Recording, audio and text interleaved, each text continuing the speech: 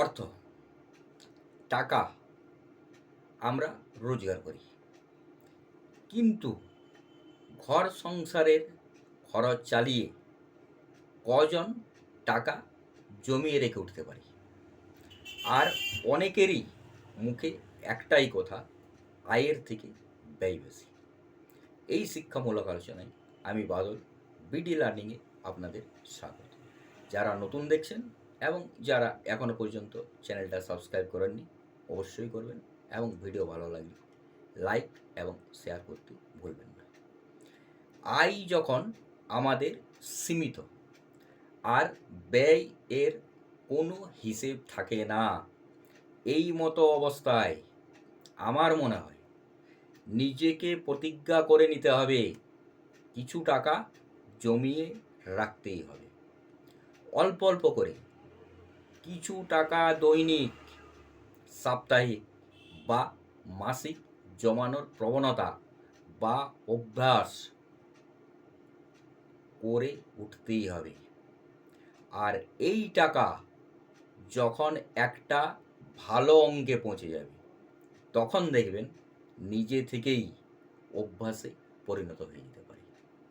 তাই যদি কিছু কৌশল বা উপায় বের করা যায়, তাহলে কিছুটা খরচ কমিয়ে টাকা জমানো যেতে পারে। যেমন, 1, ঝোঁকের বসে খরচ বন্ধ করা। অনেকেরই ঝোঁকের বসে কিছু খরচা করে ফেলেন, আর এই ঝোঁক পাড়া প্রতিবেশী বা বন্ধুদের সঙ্গে টেক্কা দেওয়ার জন্য হয়ে থাকতে পারে। তাই এর থেকে নিজেকে সরিয়ে রাখতে হবে। আর এই ধরনের খরচ হিসেব করে দেখলে বছরে একটা বেশ ভালো অঙ্কের দাঁড়ায়। তাই যদি পারলে এই টাকা বা কিছু টাকাও কম খরচ করে জমানোর অভ্যাস করা যেতে পারে। 2, debit card, credit card, UPI payment যতটা পারা যায় কম করা দরকার। কোনো কিছু ক্রয় করলে বা খরচের হিসেব মেটাতে গেলে ক্যাশ পেমেন্ট, নগদ দিলে গায়ে কাঁটা দেয়, মনে হয় কষ্টের টাকাটা বেরিয়ে যাচ্ছে। কিন্তু ব্যাংক কার্ড বা অনলাইন পেমেন্টের ক্ষেত্রে এই জিনিসটা ফিল করা যায় না। তাই ব্যাংক থেকে ক্যাশ তুলে খরচা করার চেষ্টা করলে মনে হয় কিছুটাও খরচ সাশ্রয় করে জমানো যেতে পারে। 3, সাপ্তাহিক কেনাকাটা করা দরকার। পরিবারে, সংসারে যে দৈনন্দিন জিনিস লেগে থাকে, সেগুলো রোজ প্রতিদিন ক্রয় কম করে সপ্তাহে একবার একসঙ্গে ক্রয় করলে কিছুটা খরচ বাঁচানো যেতে পারে এবং সেই টাকা সাশ্রয় করা যেতে পারে।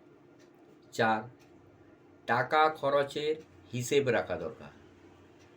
অনেকেই নিজের খরচের হিসেব নিকেশ রাখে না। যতক্ষণ পকেটে টাকা থেকে থাকে, ততক্ষণ খরচ করতে পিছু পা হন না। আর শেষ হয়ে গেলে অন্যের কাছে ধার বা অন্য কিছুভাবে ব্যবস্থা করতে হয়। এই অভ্যাসকে ত্যাগ করা দরকার।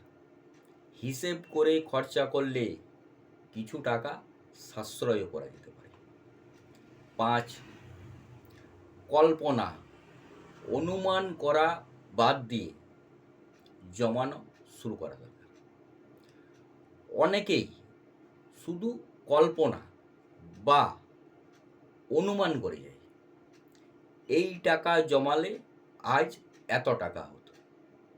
তাই শুধু কল্পনা বা অনুমানকে দূরে সরিয়ে রেখে জমানোকে অভ্যাসে পরিণত করা দরকার।